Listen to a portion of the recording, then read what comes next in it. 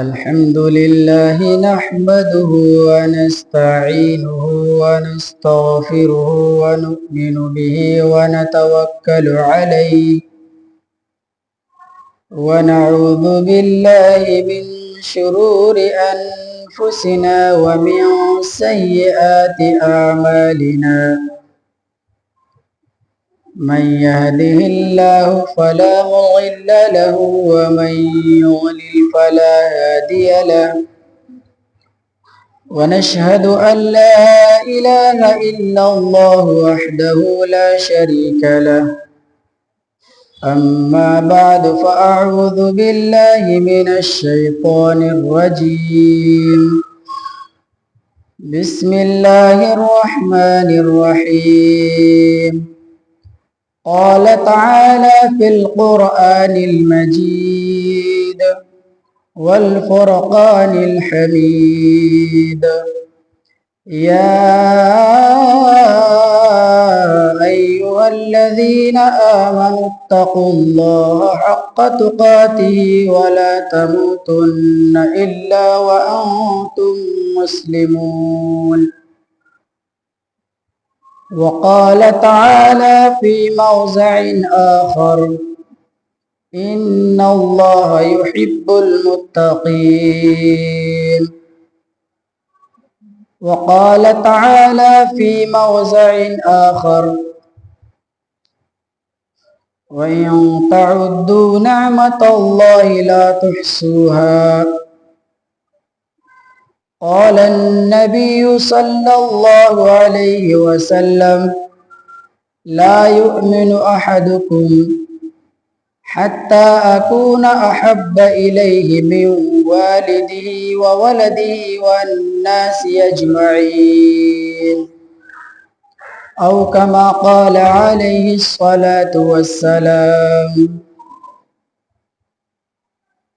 محمد کی محبت دین حق کی شرط اول ہے محمد کی محبت دین حق کی شرط اول ہے اسی میں ہو اگر کمی تو سب کچھ نامکمل ہے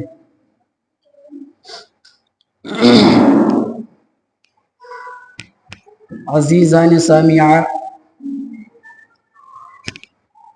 اللہ رب العالمین کا بے انتہا کرم ہے، اس کا احسان ہے کہ اللہ تبارک و تعالی نے ہمیں اور آپ کو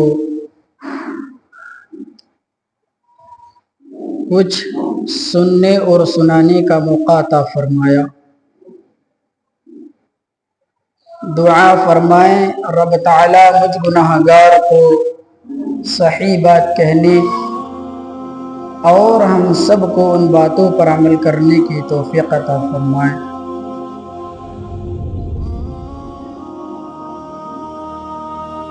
اسلام نے عورت کو جو مقام اور مرتبہ اور جو بلندی عطا فرمائی ہے، اس سے پہلے عورت کو جتنا ذلیل سمجھا جاتا تھا، جتنا بے وقعت بے حیثیت سمجھا جاتا تھا، جتنا بدنامی زمانہ سمجھا جاتا تھا، اس کو بھی قرآن کریم نے بیان کیا ہے۔ چنانچہ نبی علیہ الصلاۃ والسلام کے زمانے میں مرد اور عورت کے اندر یکسانیت نہیں تھی، جہالت کا دور تھا، ظلم و ستم کا زمانہ تھا، چھوٹی چھوٹی معمولی بات پر لڑائی اور نزاع ہو جاتا تھا، معمولی بات پر لڑائیاں ہو جاتی تھی، قبیلے کے قبیلے وصیت کرتے تھے کہ ہماری اس خاندان سے، اس قبیلے والوں سے لڑائی ہے، لہٰذا آپ ہمارے مرنے کے بعد ان قبیلے والوں سے، ان خاندان والوں سے لڑائی جاری رکھنا۔ وصیت کرتے تھے لڑنے کی، چھوٹی چھوٹی غیر معمولی باتوں پر لڑائی ہو جاتی تھی، لیکن اللہ رب العالمین نے نبی مکرم صلی اللہ علیہ وسلم کو فاران کی چوٹیوں سے، ظلم اور تاریکیوں کی گھنگھور گھٹاؤں میں آفتاب رسالت نبی مکرم امام الانبیاء اشرف الانبیاء حضرت محمد الرسول اللہ صلی اللہ علیہ وسلم کو پیدا فرمایا۔ چنانچہ آپ علیہ السلام مکہ المکرمہ کے اندر پیدا ہوئے،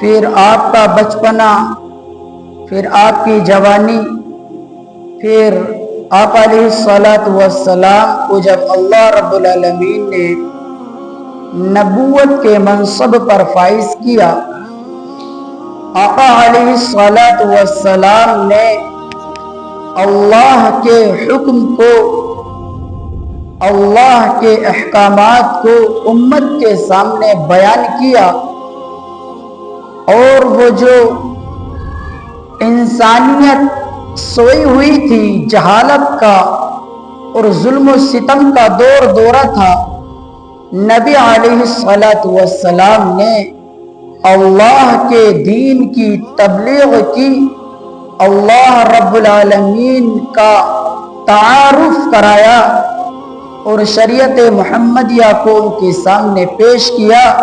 لہٰذا آپ علیہ السلام نے مکہ المکرمہ کے اندر دین اسلام کا پرچار کیا، جس کے نتیجے میں الحمدللہ کفر کا سد باب ہوا، ظلم کا سد باب ہوا، بربریت کا سد باب ہوا، اور جو ایک دوسرے کو بری نظر سے دیکھتے تھے، حقارت کی نظر سے دیکھتے تھے، گری ہوئی نظر سے دیکھتے تھے، ان ساری چیزوں کا اللہ رب العالمین نے نبی مکرم صلی اللہ علیہ وسلم کے ذریعے سے سد باب فرمایا۔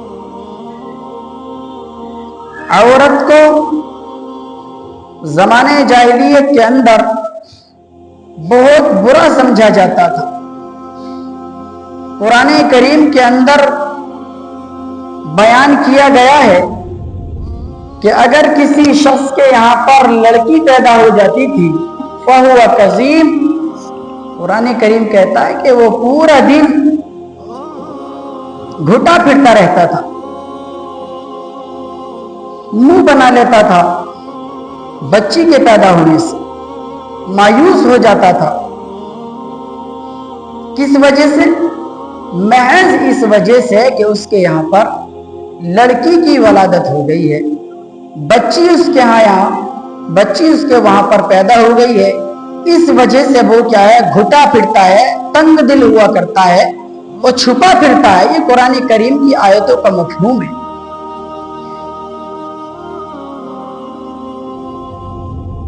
چنانچہ ایک شخص نے نبی علیہ السلام کے سامنے اپنا ایک قصہ بیان کیا، یا رسول اللہ، میری ایک چھوٹی بیٹی تھی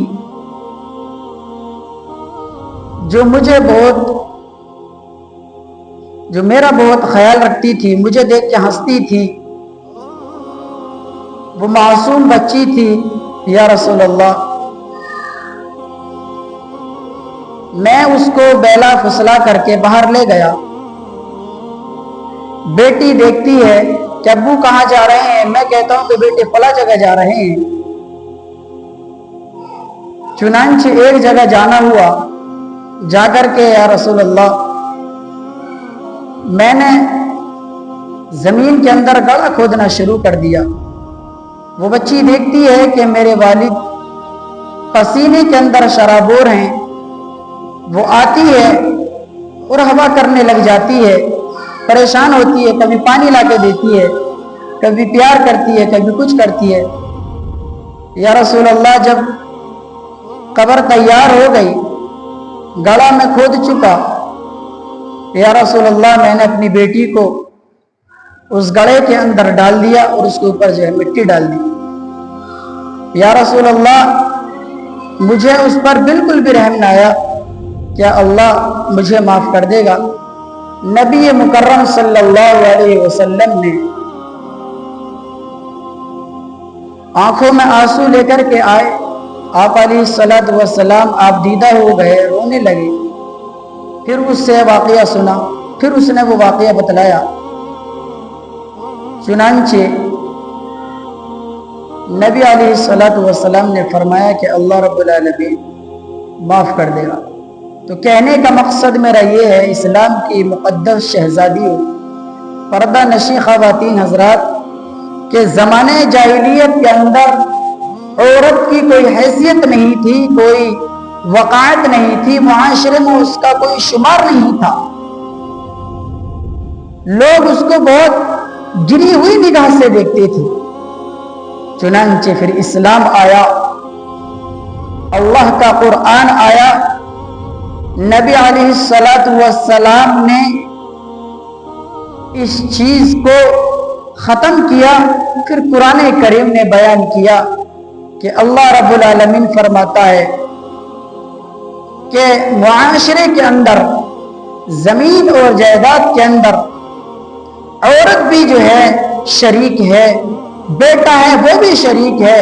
غرض یہ کہ کہنے کا مقصد یہ ہے کہ جب اسلام آیا تو عورت کو عزت ملی، عورت کو مقام ملا، عورت کو مرتبہ ملا۔ لیکن آج کے دور کے اندر کچھ لوگ ہماری معصوم بہنوں کو، ہماری معصوم بچیوں کو بہکاتے ہیں اور بیان کرتے ہیں کہ اسلام کے اندر یہ کمی ہے، اسلام کے اندر وہ کمی ہے، لہذا آپ مذہب اسلام کو چھوڑ دیجیے۔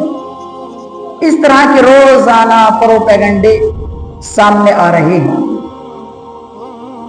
اس طرح کی روزانہ کی اپڈیٹ ہمیں مل رہی ہے۔ کبھی اخبار کی سرخ روئی پہ، کبھی سوشل میڈیا پر اس طرح سے خبریں جو ہے موصول ہوتی ہوئی نظر آتی ہیں کہ ہندو کہ مسلم لڑکیوں سے ہندو لڑکوں کا جو ہے بیوہ کرایا جائے گا، ان کی شادی کرائی جائے گی۔ یہ آج ہی کے اخبار کی بات ہے، شروع میں ہی لکھ رہا تھا کہ مسلم لڑکیوں کا ہندو لڑکوں سے بیوہ کرایا جائے گا، ان کی شادی کرائی جائے گی۔ اس لیے میری ماں اور بہنوں، ہمیں اپنے گھر کا ماحول دینی ماحول بنانا ہے، ہمیں اپنے گھر کا ماحول پردے کا ماحول بنانا ہے، ہمیں اپنے گھر کا ماحول ذکر اللہ والا بنانا ہے۔ ہمارے گھر کے اندر ذکر کے حلقے لگ رہے ہوں، ہمارے گھر کے اندر تعلیم اور تعلم کا حلقہ ہو، سیکھنا سکھانا ہو اور آخرت کی یاد ہو۔ ہمیں اپنے بچوں پر نظر رکھنی ہے۔ وجہ اس کی ہے کہ غیر اتنی محنت کر رہے ہیں، اتنی محنت کر رہے ہیں کہ ان کی محنت کو بیان نہیں کیا جا سکتا۔ ہماری معصوم بہن، بھولی والی بہن غیروں کے جھانسے میں آ جاتی ہے اور پھر ان کا جو ہے شکار ہو جاتی ہے، پھر وہ نہ اسلام کی رہتی ہے، نہ دنیا کی رہتی ہے، نہ پھر وہ آخرت کی رہتی ہے۔ اس لیے قرآن کریم نے فرمایا، میں نے شروع میں آیت پڑھی تھی، یا ایھا الذین آمنوا اتقوا اللہ حق تقاتہ ولا تموتن الا وانتم مسلمون۔ اللہ رب العالمین قرآن کریم کے اندر اعلان کرتا ہے، اے ایمان والو، اس کے اندر مرد بھی آ گئے، عورتیں بھی آ گئے، جو بھی صاحب ایمان ہے ان کو خطاب ہے۔ کیا خطاب ہے؟ اللہ سے ڈرو۔ فرمایا وَلَا تَمُوتُنَّ، اور تم کو موت نہ آئے، تم نہ مرو اس حال میں کہ تم مسلمان ہو. تم کو موت اس حال میں آنی چاہیے، تم کو موت اس حال میں آنی چاہیے کہ تم اللہ کی فرمانبرداری کرتے ہوئے اس دنیا سے جاؤ. دوسری جگہ قرآن کریم نے کہا ان اللہ یحب المتقین، اللہ رب العالمین پرہیزگاروں کو پسند فرماتا ہے، پرہیزگاروں کو پسند فرماتا ہے. علامہ جلال الدین سیوطی رحمت اللہ علیہ فرماتے ہیں جلالین کے اندر کہ حق تقوی کی تفسیر یہ ہے کہ بندہ اللہ کی عبادت کرے، اس کے ساتھ کسی کو شریک نہ ٹھہرائے. دوسرا اگلے جملے میں فرمایا حضرت والا نے کہ جو اللہ نے بندے کو نعمتیں عطا کی ہیں ان نعمتوں پر اللہ کی شکر گزاری کرے. آگے فرمایا کہ اللہ کی شکر گزاری کرے، آگے فرمایا کہ اللہ کا ذکر کرے، اس کو فراموش نہ کرے. جو بھی یہ شخص، جو بھی یہ مرد و زن عمل کریں گے اللہ رب العالمین کے ہاں پھر دیکھنا ان کا کیسا اعزاز ہوتا ہے. اللہ رب العالمین کے ہاں ان کو کتنا جو ہے عزت کی نگاہ سے دیکھا جاتا ہے. آج ہم نے دنیا کے اندر عزت سمجھا کس کو؟ جو حسب میں اعلیٰ سمجھا جاتا ہے. آج ہم نے عزت کا معیار روپے پیسے کو سمجھ لیا. آج ہم نے عزت کا معیار حسب اور نسب کو سمجھ لیا. آج ہم نے عزت کا معیار اپنے جو ہے جاؤ منصب کو سمجھ لیا. قرآن کریم کیا کہتا ہے؟ عزت کا حقدار کون ہے؟ اللہ کی نگاہ میں قرآن کریم فرماتا ہے انما اکرمکم عند اللہ اتقاکم، کہ اللہ کے نزدیک جو معزز ہے، جو مکرم ہے، جو صاحب فضیلت ہے وہ ہے اللہ سے ڈرنے والا. ان اکرمکم عند اللہ اتقاکم، جو تم میں سب سے زیادہ اللہ سے ڈرنے والے ہیں وہ اللہ کے نزدیک باعث عزت ہیں، باعث فضیلت ہیں. اور جو لوگ اللہ سے نہیں ڈرتے، اللہ سے نہیں ڈرتے، اللہ کے سامنے نہیں گڑ گڑاتے، قرآن کریم فرماتا ہے وَيَصْلَوْنَ سَعِيرًا، ایسے لوگ جہنم کے اندر داخل کر دی جائیں. جو اللہ کی فرمانبرداری نہیں کرتے، جو اللہ کی اطاعت نہیں کرتے، جو اللہ کے احکامات پر عمل نہیں کرتے، قرآن کریم ایسے لوگوں کے بارے میں فرماتا ہے وَيَصْلَوْنَ سَعِيرًا، کہ ایسے لوگ جہنم کے اندر ڈھکیل دی جائیں. اور جو اللہ کی فرمانبرداری کرتے ہیں، جو رسول اللہ صلی اللہ علیہ وسلم کی فرمانبرداری کرتے ہیں، جو قرآن پر عمل کرتے ہیں، پھر ان کے لیے فرمایا گیا، قرآن کریم نے ان کے لیے اعلان کیا گیا وَعِدَّتْ لِلْمُتَّقِينَ، کہ جنت جو ہے پھر متقی لوگوں کے لیے تیار کی. متقی لوگ کون ہیں؟ متقی لوگ وہ ہیں جو اللہ رب العالمین سے شب و روز ڈرتے ہیں، اللہ سے شب و روز ڈرتے ہیں. اس دنیا کے اندر وہ پھونک پھونک کر کے قدم رکھتے ہیں کہ آیا کوئی ایسا تو نہیں ہو پا رہا ہے، کہیں ایسا تو نہیں ہو پا رہا ہے کہ میرا قدم رب کی مرضی کے خلاف چل رہا ہوں. ایسا تو نہیں ہے کہ میری زبان رب کی مرضی کے خلاف چل رہی ہے. ایسا تو نہیں ہے کہ میرے ہاتھ رب کی مرضی کے خلاف چل رہے ہوں. ایسا تو نہیں ہے کہ میرے کان رب کی مرضی کے خلاف سن رہے ہوں. جو اللہ سے ڈرتا ہے اپنی آنکھوں کا صحیح استعمال کرتا ہے، اپنی کانوں کا صحیح استعمال کرتا ہے، اپنی زبان کا صحیح استعمال کرتا ہے، اپنے ہاتھوں کا صحیح استعمال کرتا ہے، اللہ رب العالمین نے جن چیزوں کا حکم دیا ہے ان چیزوں کو کرتا ہے، فرمایا یہی لوگ متقی ہیں. قرآن کریم نے اعلان کیا اس کے بارے میں مَا أَتَاكُمُ الرَّسُولُ فَخُذُوهُ وَمَا نَهَاكُمْ عَنْهُ فَانْتَهُوا، نبی مکرم صلی اللہ علیہ وسلم کے تعلق سے فرمایا گیا ما اتاکم الرسول، رسول جس چیز کا تم کو حکم دے، آرڈر کریں، فخذوہ، قرآن کریم کہتا ہے کہ اس کو پکڑ لو، اس کو لے لو۔ فرمایا وما نہاکم، نبی کریم علیہ الصلوۃ والسلام جس چیز سے تم کو روکے فانتہوا، اس سے باز آ جاؤ، اس سے رک جاؤ۔ پتہ لگا کہ اللہ کی اور رسول اللہ کی اطاعت اور فرما برداری میں ہی کامیابی ہے۔ کامیابی کا جو دار و مدار منحصر ہے وہ اللہ اور اس کے پیارے رسول صلی اللہ علیہ وسلم کی اطاعت اور فرما برداری کے اندر۔ اگر ہم اس دنیا کے اندر اللہ اور اس کے پیغمبر علیہ الصلوۃ والسلام کے طریقے کے مطابق زندگی گزار کر کے جائیں گے، انشاءاللہ ہمارا قبر کے اندر بھی ویلکم ہوگا اور فرشتے اہلاً و سہلاً مرحبا کہیں گے۔ اور خدا نہ خواستہ اگر ہم اللہ کو ناراض کر کے اس دنیا سے چلے گئے، اللہ کی نافرمانی کر کے ہم اس دنیا سے چلے گئے، اللہ کو ناراض کر کے ہم اس دنیا سے چلے گئے، تو نہ معلوم پھر ہمارے ساتھ کیا حشر ہو، ہمارے ساتھ کیا معاملہ ہو، یہ پھر ہمارا رب ہی جانتا ہے۔ اس لیے فرمایا گیا کہ جو بھی شخص چاہے وہ عورت ہو یا مرد ہو، اگر وہ ایمان والا ہے اور نیک عمل کرتا ہے تو پھر ایسے لوگوں کا ٹھکانہ قرآن کریم بیان کرتا ہے، ایسی جنتیں ہیں جن کے نیچے سے نہریں جاری ہوں اور وہ ہمیشہ ہمیشہ کی کامیابی ہے۔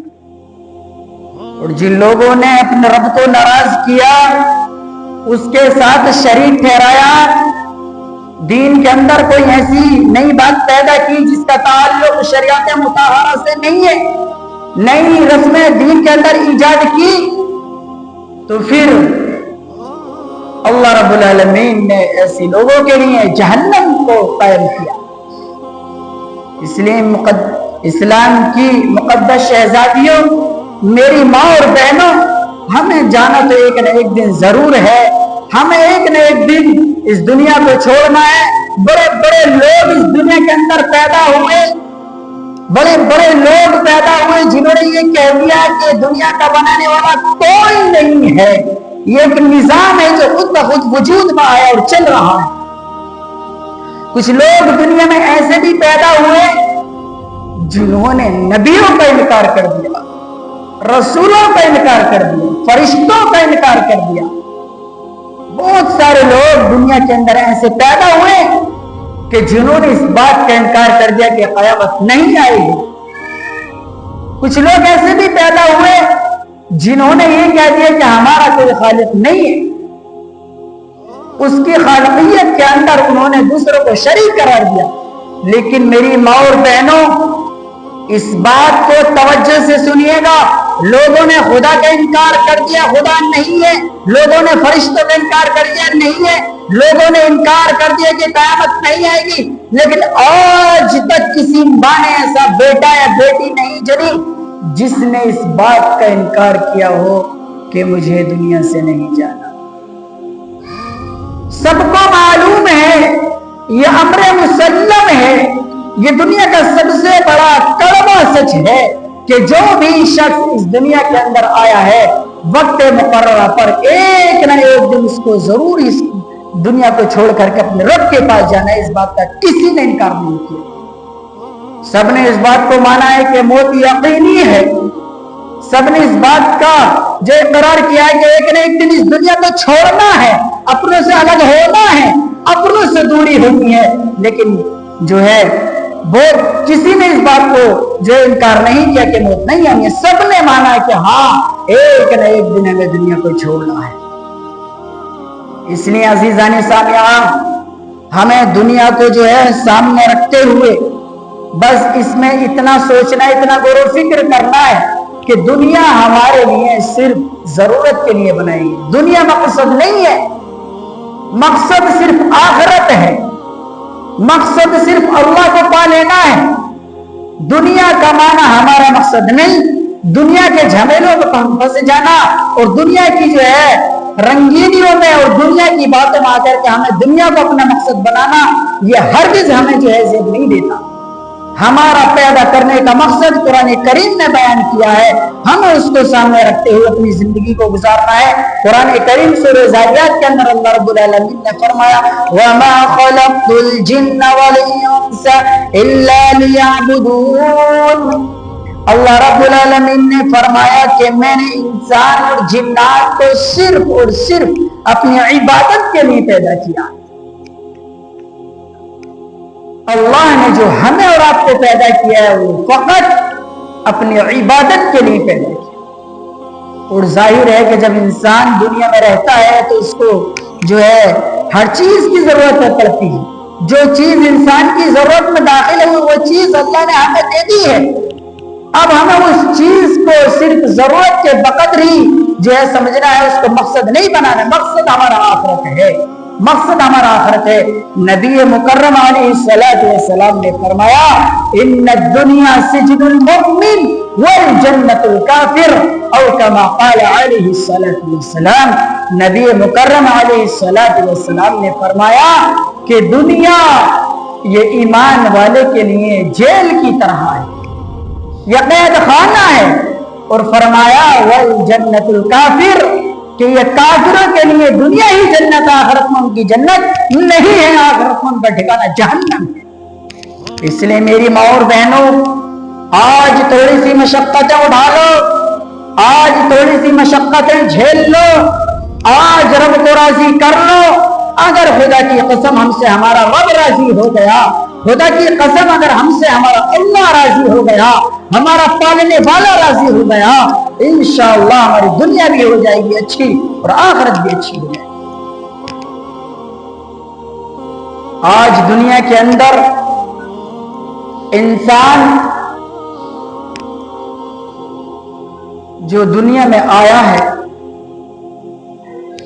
باطل قوتیں, باطل طاقتیں, جو ایمان والے ہمارے بھائی ہیں اور جو ایمان والی ہماری بہنیں ہیں, ان میں سے زیادہ تر جو تعداد ہے جو مرتد ہو رہی ہیں, جو اسلام کو چھوڑ رہی ہیں, وہ ہماری مائیں اور بہنیں. روزانہ خبر ملتی ہے کہ فلاں مسلم لڑکی نے فلاں ہندو لڑکے سے شادی کر لی. ایسا کیوں ہو رہا ہے؟ ایسا اس لیے ہو رہا ہے, ایسا اس لیے ہو رہا ہے کہ انہوں نے دنیا کو ہی حقیقت جان لیا ہے, دنیا کو ہی اپنا مقصد سمجھ لیا. اس لیے میری ماں اور بہنوں ہمیں اپنے اسلام پر مرتے دم تک قائم رہنا ہے. یہ ہمیں خود بھی انشاءاللہ اس پر عمل کرنا ہے اور اپنی نسلوں کو بھی ان سے وعدہ لینا ہے کہ بتلاؤ ہمارے مرنے کے بعد تم کس کی عبادت کرو گے, کس دین پر قائم رہو گے. ہمیں اپنی نسلوں کو سمجھانا ہے کہ اس دین کی خاطر آمنہ کیلان نے, ہمارے نبی نے کتنی مشقتیں اٹھائی ہیں, کتنی مشقتیں اٹھائی ہیں, کتنی پریشانیاں اٹھائی ہیں, کتنی جو ہے تکلیفیں برداشت کی ہیں. یہ ہمیں اور آپ کو اپنی نسل کو, اپنی اولاد کو درس دینا پڑے گا.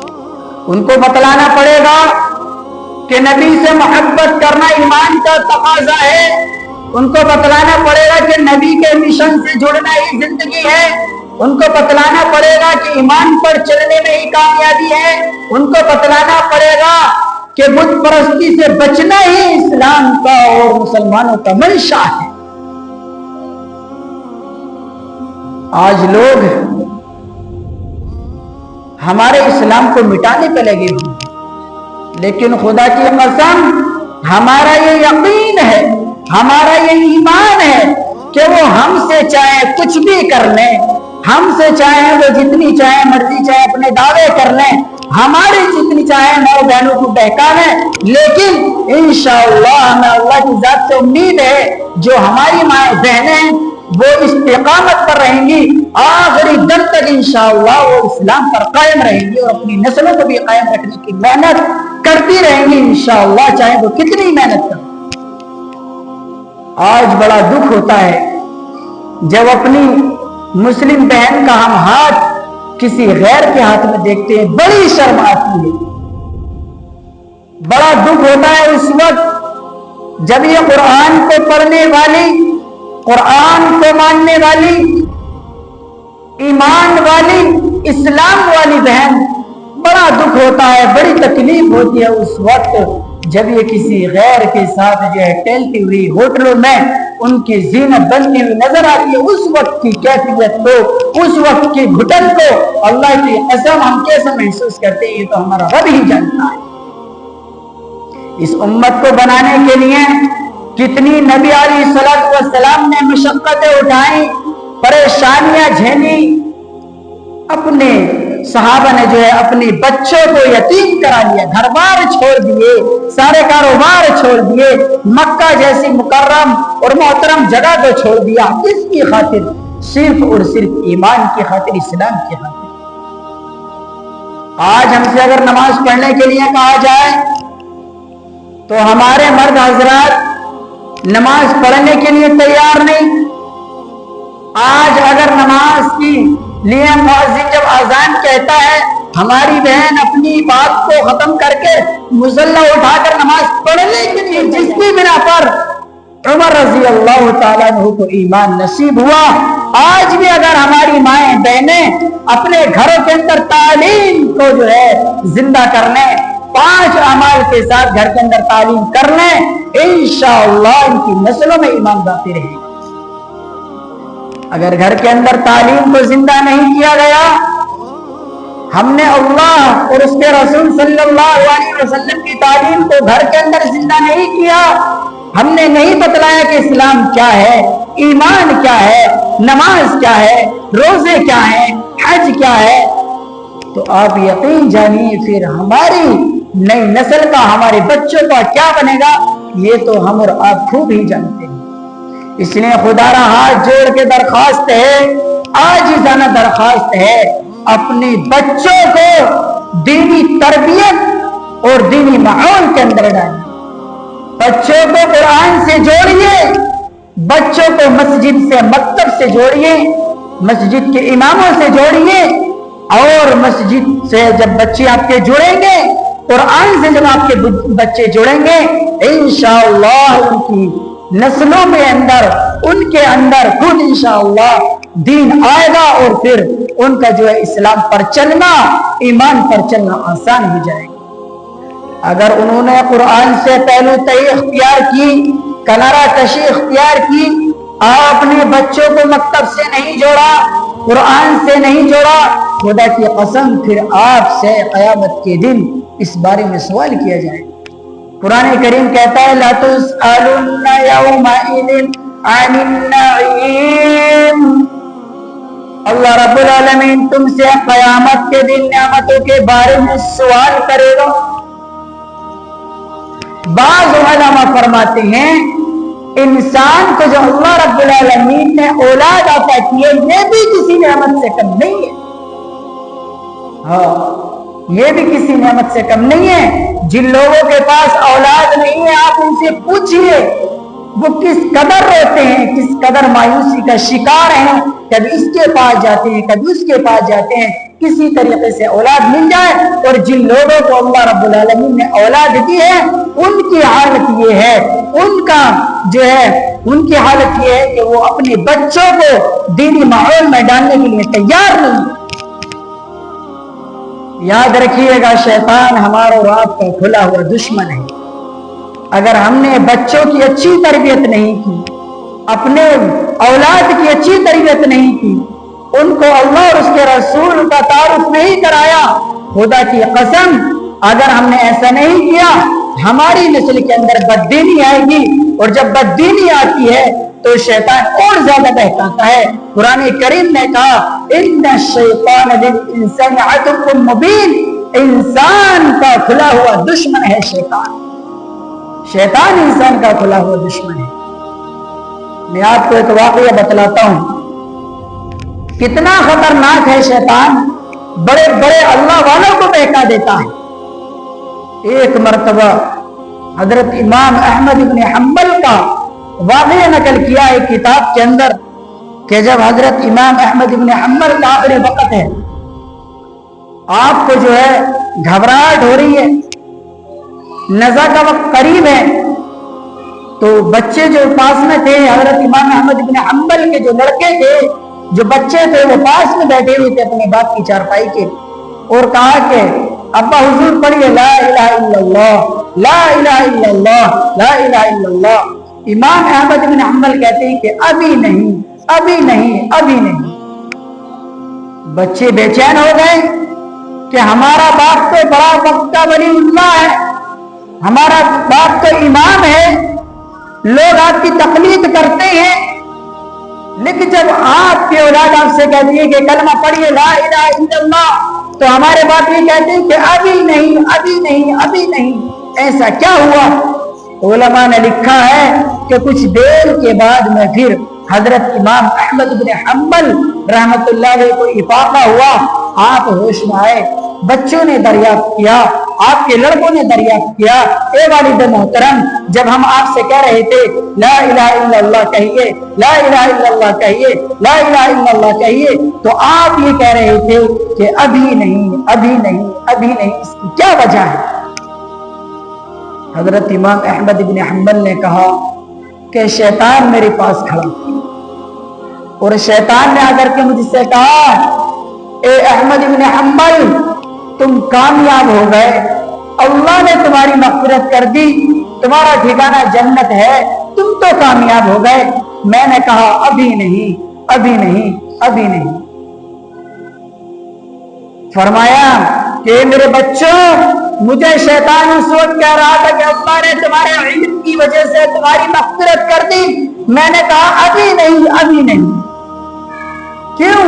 اس لیے کہ جب ایمان پر خاتمہ ہو جائے گا تو انشاءاللہ کامیابی حاصل ہو جائے گی، لیکن ابھی ایمان پر خاتمہ نہیں ہوا، لیکن شیطان اس سے ہی پہلے کہہ رہا ہے کہ اللہ نے آپ کی مغفرت کر دی۔ میں یہ سمجھ گیا کہ یہ شیطان ہے، اس کے علاوہ اور کچھ نہیں ہے، اس لیے میں نے کہا ابھی نہیں ابھی نہیں۔ میں نے کلمہ پڑھنے سے انکار نہیں کیا، بلکہ میں شیطان کی بات کا جواب دے رہا تھا کہ ابھی مغفرت نہیں ہوئی، ابھی کامیابی نہیں ہوئی۔ بچوں نے کہا کہ یہ واقعہ کہ ہاں یہ واقعہ، اس لیے میری ماں و بہنوں شیطان ہمیں آخری وقت میں بھی مرگلائے گا، آخری وقت میں بھی بہکائے گا۔ اگر جو شیطان کے قبضے میں آ گیا، جس پر شیطان کا قابو ہو گیا، جس نے شیطان کا راستہ اختیار کر لیا، فرمایا گیا کہ وہ تو گمراہی کے راستے پہ چل پڑا، اور گمراہی کے راستے پہ چلنے کا انجام تیری ماں اور بہنوں جہنم کے علاوہ اور کچھ نہیں ہو سکتا۔ اس لیے ہمیں تقوی اختیار کرنا ہے، اللہ سے ڈرنا ہے۔ جب ہم نماز پڑھیں تب اللہ سے ڈریں، جب کوئی اچھا کام کریں تب بھی اللہ سے ڈریں۔ اے الہ العالمین ہم نے یہ چند اعمال کیے ہیں، یا اللہ اس کو اپنی بارگاہ میں قبول فرما۔ اس لیے عزیزان سامیہ شیطان تو ہمارا اور آپ کا کھلا ہوا دشمن ہے۔ روز مرہ کی زندگی ہماری ایسی گزر رہی ہے نافرمانیوں کے اندر، لیکن وہ اتنا بڑا کریم ہے، وہ اتنا بڑا رحیم ہے، وہ اتنا بڑا ستار ہے کہ کبھی اس نے ہمارے گناہوں کی وجہ سے ہمارا کھانا بند نہیں کیا، ہمارا پینا بند نہیں کیا، ہمارے لیے اپنی ہوا کو کبھی نہیں روکا۔ ہونا تو یہ چاہیے تھا کہ ہم روزانہ گناہ کرتے ہیں ہمارا کھانا بند ہو جاتا، ہم روزانہ گناہ کرتے ہیں ہمارا پینا بند ہو جاتا، ہم روزانہ گناہ کرتے ہیں ہمارا پانی بند ہو جاتا، لیکن وہ اتنا بڑا غفور رحیم ہے، وہ اتنا بڑا زبردست ہے، وہ اتنا بڑا اللہ ہے کہ اس نے ہمارے گناہوں کے باوجود بھی ہمیں کسی چیز کی کمی نہیں ہونے دی۔ اس لیے ہم اللہ رب العالمین کی نعمتوں کی شکر گزاری کرتے رہیں، اللہ کی نعمتوں کی شکر گزاری کرتے رہیں، اور ان نعمتوں میں سے سب سے جو افضل نعمت ہے وہ ایمان کی نعمت ہے۔ میری ماں و بہنوں ایمان کی نعمت اللہ کے خزانے میں سب سے بڑی نعمت ہے۔ ایمان کا مل جانا یہ بڑے فخر کی بات ہے، بڑے فخر کی بات ہے کہ اللہ رب العالمین نے ہمیں اور آپ کو ایمان والا بنایا۔ اس ایمان ہی کے بلبوتے پر، اس ایمان ہی پر ہمارا اور آپ کا فیصلہ ہونا ہے۔ جس کا ایمان مضبوط اور مستحکم ہوگا انشاءاللہ وہ جنت میں جائے گا، اور جو لوگ ایمان اللہ پر اور اس کے رسول پر نہیں لائے، میری ماں و بہنوں خدا کی قسم قرآن کریم बड़े सख्त अल्फाज में कहता है उनका ठिकाना जहन्नम है, और जहन्नम के अंदर फिर तरह तरह के जो अज़ाबात हैं, जहन्नम के अंदर तरह तरह के अज़ाबात हैं, खोलता हुआ पानी है, सांप है, बिच्छू है, खून है, पीप है, ये सारा का सारा अज़ाब जहन्नमियों के लिए। इसलिए मेरी माँ और बहनों, कभी कभी हमें अपने बारे में गौर फिक्र करनी चाहिए कि हमारी जो शब और रोज की जिंदगी है वो किस तरह से कट रही है। कहीं ऐसा तो नहीं कि हमारा पालने वाला हमसे नाराज हो, कहीं ऐसा तो नहीं कि हमारा रब हमसे नाराज हो और हम जिए जा रहे हैं, जिए जा रहे हैं। क्यों? इसलिए कि कुछ पता नहीं किसकी मौत का कफन बाजार में आ चुका हो, कुछ मालूम नहीं आपका कफन या मेरा कफन मार्केट में आ चुका हो, कुछ पता नहीं कि हम अल्लाह की फहरिस्त के अंदर जिंदा हैं, मुर्दा हैं। अगर मुर्दा हुए तो हमारी ये बेवकूफी है कि हम अपने आप को जिंदा समझ रहे हैं, बल्कि हमें डरते डरते कदम रखना है, हर वक्त अपनी जबान को सही से चलाना है, हर वक्त हमें जो नेक अमल करने की फिक्र करनी है। अगर हमने इंशाअल्लाह अल्लाह और उसके रसूल की फरमाबरदारी की, खुदा की कसम कब्र हमारा इस्तेकबाल करेगी। और अगर हमने अल्लाह और उसके रसूल की नाफरमानी की, एक दूसरे को तकलीफें दी, एक दूसरे से हसद किया, एक दूसरे की ग़ीबतें की, एक दूसरे पर इल्जाम तराशी की, अपनी आंखों का सही इस्तेमाल नहीं किया, अपने कानों का सही इस्तेमाल नहीं किया, अपनी जुबान का सही इस्तेमाल नहीं किया, खुदा की कसम फिर ऐसी हालत में हमारा रब हमसे नाराज हो जाएगा। और फिर जब हम अगर खुदा न खास्ता अगर हमारा रब हमसे नाराज हो गया और इसी हालत में हमारी मौत आ गई, तो मेरी माँ और बहनों फिर सोच लीजिएगा, क़यामत के अज़ाब से पहले कब्र का अज़ाब भी बरहक है। अल्लाह के रसूल अलैहिस्सलातु वस्सलाम ने फरमाया कि जब कोई बंदा मरता है और वो जब कब्र के अंदर पहुंच जाता है, उससे सवाल जवाब होते हैं। बंदा नेक होता है, सवाल के जवाब सही सही दे देता है, एक रोशनदान उसके लिए जन्नत की तरफ से खोल दिया जाता है। फिर जन्नत की नियामतों का, जन्नत की हवाओं का वो शख्स मजे लेता है और कयामत तक लेता रहेगा। और फरमाया कि जिस शख्स ने अल्लाह को नाराज करके जिंदगी गुजारी होगी, नमाजें नहीं पढ़ी होंगी, रोजे नहीं रखे होंगे, ज़कात अदा नहीं की होंगी और उल्टे सीधे काम करके मनमानी जिंदगी गुजार करके उस दुनिया से अगर गया होगा, कुरान करीम नबी अलैहिस्सलातु वस्सलाम ने फरमाया कि जब ऐसा शख्स कब्र के अंदर रखा जाता है, फरिश्ते पूछते हैं बता मन नबी, तेरा नबी कौन है? फिर वो कहता है ला अदरी ला आलम, मैं नहीं जानता। तीनों सवालों के जवाब में वो यही कहता है ला अदरी, मुझे नहीं मालूम। नबी अलैहिस्सलातु वस्सलाम फरमाते हैं कि फिर फरिश्ते उसके ऐसा बुर्ज मारते हैं, ऐसा हथौड़ा मारते हैं कि जिसकी वजह से वो जमीन के अंदर धंसता चला जाता है, धंसता चला। आका अलैहिस्सलातु वस्सलाम ने फरमाया अगर जिन्नात और इंसान उस मुर्दे की पिटाई की आवाज को सुन ले, नबी अलैहिस्सलातु वस्सलाम ने फरमाया कि वो अपने मुर्दों को जमीन में दफन करना छोड़ दे। और अगर बंदा नेक होता है तो फरिश्ते कहते हैं इसको सोने दो, कयामत के दिन ही इस तरह इसको उठाएगा। इसलिए मेरी माँ और बहनों, मैंने कुरान करीम की शुरू में आयत पढ़ी थी कि अल्लाह फरमाता है या अय्युहल्लज़ीना आमनु तक़ुल्लाह हक़्क़ तुक़ातिही वला तमूतुन्ना इल्ला व अंतुम मुस्लिमून। ईमान वालों, अल्लाह से डरो, अल्लाह से डरो। अल्लाह से डरोगे कामयाबी हासिल होगी। फरमाया अल्लाह से डरो जैसा जो उससे डरने का हक है। फरमाया वाला तमूतुन्ना, तुमको मौत ना आ पाए इस हाल में कि तुम मुसलमान हो। मुसलमान होने की हालत में तुमको मौत आनी चाहिए। लेकिन कुछ हमारी माएं बहनें कुछ लालच में आकर के, कुछ दुनियावी जिंदगी के मफाद परस्ती में आकर के अपनी दुनिया भी बर्बाद कर लेती हैं, अपनी आखिरत को भी तबाह और बर्बाद कर लेती हैं। हाथ जोड़ करके गुजारिश है, इस वक्त आपके और मेरे ईमान पर डाका जनी की जा रही है, ہمیں اور آپ کو اسلام سے ہٹانے کی مکمل کوششیں کی جا رہی ہیں، سازشیں کی جا رہی ہیں۔ کبھی مال کا لالچ دے کر کے ہمیں جو ہے اسلام سے پھیرنے کی بات کی جاتی ہے، کبھی ہمیں جو ہے طلاق کا جو ہے ہمارے سامنے بیان کر کے کہ اسلام کے اندر دیکھو یہ خرابی ہے کہ آپ کو طلاق دے دی جاتی ہے، اور پھر جو ہے آپ کے سامنے جو ہے یہ کیا جاتا ہے وہ کیا جاتا ہے، طرح طرح کی جو ہے خرابیاں ہمارے سامنے پیش کر کے ہمیں اپنی طرف مائل کیا جاتا ہے، اپنی طرف راغب کیا جاتا ہے۔ ہاتھ جوڑ کے گزارش ہے، بہت ساری لڑکیاں اس وقت اسلام سے پھر چکی ہیں، اسلام سے پھر چکی ہیں، غیروں کے پاس جا چکی ہیں۔ آپ بتائیے اگر 1 سال کے اندر 10 لڑکیاں غیر مسلم ہو گئیں تو اسلام کو کتنا بڑا نقصان ہوگا۔ 10 لڑکیاں جائیں گی، ان سے پھر کتنے بچے پیدا ہوں گے، وہ کتنے کافر ہوں گے، ان کی تعداد میں اضافہ ہوگا، ہماری تعداد میں کمی آئے گی، ہمارا نقصان ہوگا۔ لیکن یہ تو سوچئے کہ ایسا کیوں ہو رہا ہے۔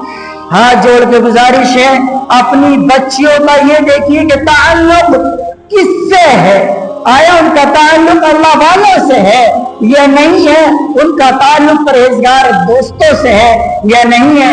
اس لیے کہ اس وقت غیر بڑی محنت کر رہے ہیں، بڑی محنت کر رہے ہیں، بچی اگر ہمارے ہاتھ سے نکل جائے گی خدا کی قسم پھر وہ ہمارے قابو اور قبضے میں نہیں آ سکتی۔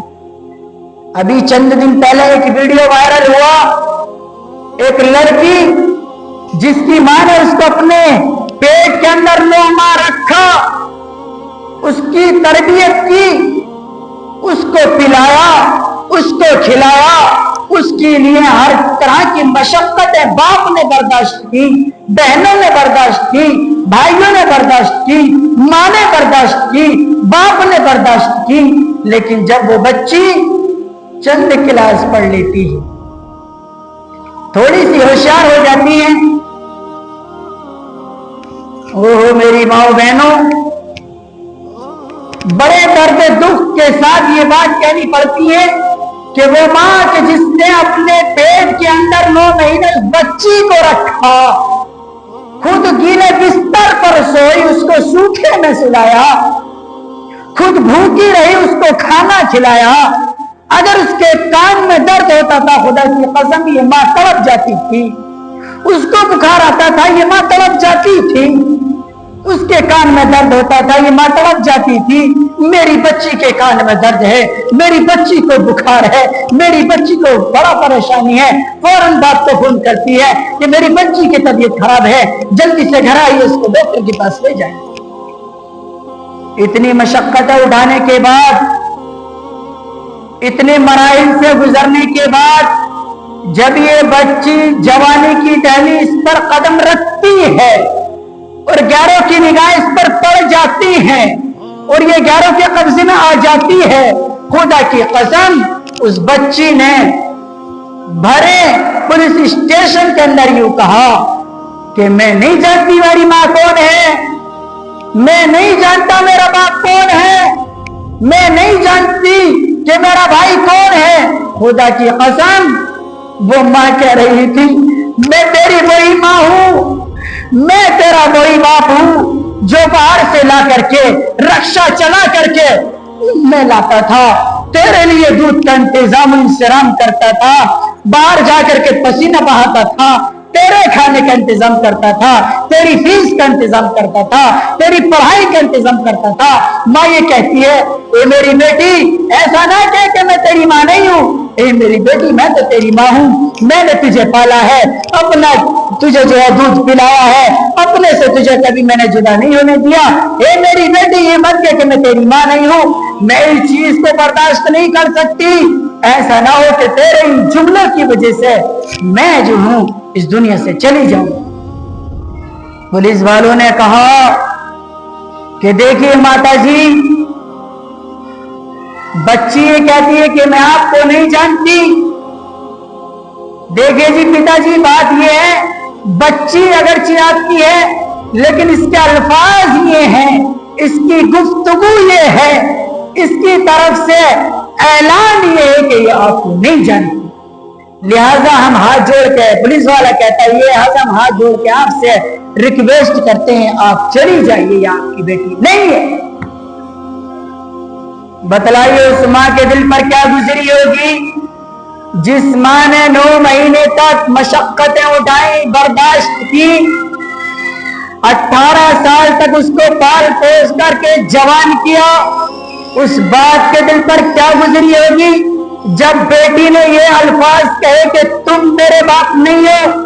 ان بھائیوں کے دل پر کیا گزری ہوگی جن بھائیوں کے بارے میں یہ کہا گیا کہ تم میرے بھائی نہیں ہو۔ کائے کی خاطر کہا گیا؟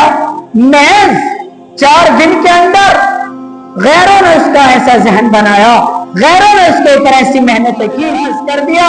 خدا کی قسم، پھر اگر ہمارا رب ہم سے ناراض ہو گئے تو پھر ہمارا پھر کیا ہوگا یہ تو ہمارا رب ہی جانتا ہے۔ اس لیے اگر وقت ہو جائے نماز کا تو ہمیں نماز کی پابندی کرنی ہے۔ اگر اللہ رب العالمین ہمیں اور آپ کو رمضان کے روزے عطا کریں اور ہم اس وقت بالکل ٹھیک ٹھاک ہوں، اپنے لیے اس چیز کو، اس وقت کو فخر محسوس کرنا اللہ کا بڑا کرم ہے، اللہ کا بڑا فضل ہے کہ اللہ نے ٹھیک ٹھاک صحت دی ہے، رمضان کا مقدس مہینہ عطا کیا ہے، لہٰذا میں روزے رکھوں گا، اپنے رب کو راضی کروں۔ میری ماؤں بہنوں، عورت کے اندر جب اسلام داخل ہوتا ہے، علماء کرام فرماتے ہیں جب عورت اسلام پر چلتی ہے، ایمان پر چلتی ہے تو نسلوں میں ایمان باقی رہتا ہے، اور جب عورت بگڑتی ہے تو نسل بگڑ جاتی ہے۔ اس لیے ہمیں اپنی نسل کی جو ہے بہترین تربیت کرنی ہے، اپنی اولاد کی بہترین تربیت کرنی ہے، خود بھی تقوی اختیار کرنا ہے، اولاد کو بھی اللہ سے ڈرانا ہے کہ جو بچوں اگر جھوٹ بولو گے اللہ ناراض ہوگا، سچ بولو گے اللہ خوش ہو جائے گا۔ اولاد کو سمجھانا ہے، اولاد کی تربیت کرنی ہے، شوہر کو سمجھانا ہے کہ جب نماز کا وقت ہو جائے آپ مسجد جائیے، نماز پڑھیے، جب اللہ کا بلاوا آ جائے آپ گھر سے بالکل کمر بستہ ہو جائیے، فوراً مسجد کا رخ کیجیے اور اپنے رب کو راضی کیجیے۔ میری ماؤں بہنوں، حضرت عمر بن خطاب رضی اللہ تعالیٰ کے اسلام لانے کا واقعہ آپ کو معلوم ہے۔ حضرت عمر بن خطاب رضی اللہ تعالیٰ کا مختصر واقعہ آپ کے سامنے پیش کرتا ہوں۔ بہن اور بہنوئی یہ گھر کے اندر قرآن کریم پڑھ رہے تھے اور سیکھنا سکھانا کر رہے تھے۔ ادھر مکہ کے اندر مشورہ ہوا، میٹنگ ہوئی کہ محمد صلی اللہ علیہ وسلم کو کیسے جو ہے قتل کیا جائے، کون اس کام کو کرے۔ چنانچہ مشورہ ہوا کہ عمر بن خطاب کو جو ہے اس کام کے لیے جو ہے منتخب کیا جائے اور عمر بن خطاب کو ذمہ داری دی جائے کہ تمہارے لیے اتنا انعام ہے اور تم ہم میں بہادر کہلاتے ہو، جاؤ آج تمہاری بہادری کا امتحان ہے، جاؤ محمد کا سر لے کر کے آؤ۔ چنانچہ حضرت عمر بن خطاب رضی اللہ تعالی عنہ نبی علیہ السلام کو نعوذ باللہ من ذالک قتل کرنے کے ارادے سے چل دیے۔ راستے میں ایک صاحب سے ملاقات ہو گئی، ملاقات ہوئی، جی کہاں کا ارادہ ہے؟ فرمایا کہ آج میں محمد کو قتل کرنے جا رہا ہوں۔ فرمایا کہ محمد کو قتل کرنے سے پہلے آپ اپنے گھر کی جو ہے تلاشی لیجیے، اپنے گھر کی جو ہے دیکھا بھالی کیجیے، تمہاری بہن بھی اسلام ہو چکی، مشرف با اسلام ہو چکی ہے، اس نے اسلام قبول کر لیا ہے۔ اتنا سننا تھا، اتنا سننا تھا۔ عمر رضی اللہ تعالیٰ عنہ کا غصہ آپ کو معلوم ہے، اتنا سننا تھا، بھڑک گئے، فوراً راستے میں سے واپس ہوئے اور اپنی بہن کے دروازے پر دستک دی۔ بہنوں یہ سمجھ گئے کہ عمر آ چکا ہے۔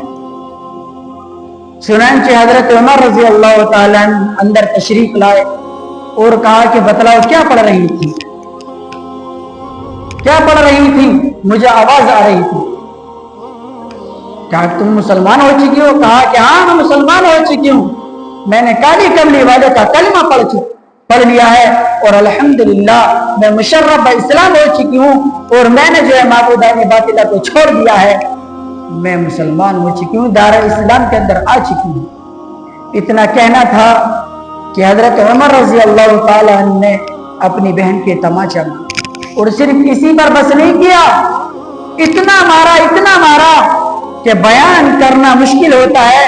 آخر میں جب مارتے مارتے تھک گئے بہن نے کہا او میرے بھائی سن, جس باپ کا تو خون ہے اسی باپ کی میں بھی اولاد ہوں. اے عمر تو مارتا مارتا تھک جائے گا, تو کوڑے برساتا برساتا تھک جائے گا, تو مارتا مارتا تھک جائے گا, لیکن میں بھی اسی باپ کی بہن ہوں, میں بھی جو ہے تیری بہن ہوں, میں جو ہوں ہار ماننے والی نہیں ہوں. تو ہم بھی چھوڑیں گے اور ہماری نسل بھی اس دنیا کو چھوڑ جائے گی, سدا نام صرف اللہ کا رہے گا. قرآن کریم میں بتلایا گیا کل من علیہا فان ویبقى وجہ ربک ذو الجلال والاکرام, ساری کائنات فنا ہو جائے گی, صرف اور صرف اللہ رب العالمین کی ذات ہے جو باقی رہنے والی ہے. اس لیے ہمیں جو ہے زندگی گزارنی ہے اپنے رب کو راضی کر کے, زندگی گزارنی ہے. ہمیں نبی علیہ الصلوۃ والسلام نے جن کاموں کو بتلایا ہے اور جن چیزوں سے روکا ہے, انشاءاللہ اگر ہم ان کاموں کو کریں گے اور جن چیزوں سے منع کیا ہے ان سے رکیں گے, انشاءاللہ ہماری دنیا بھی صحیح ہو جائے گی اور آخرت بھی ہماری صحیح ہو جائے گی. ہمیں کرنا کیا پڑے گا؟ ہمیں صرف وہ کام کرنے ہیں جن کو قرآن کریم نے کہا. قرآن کریم نے کہا اقیم الصلاۃ,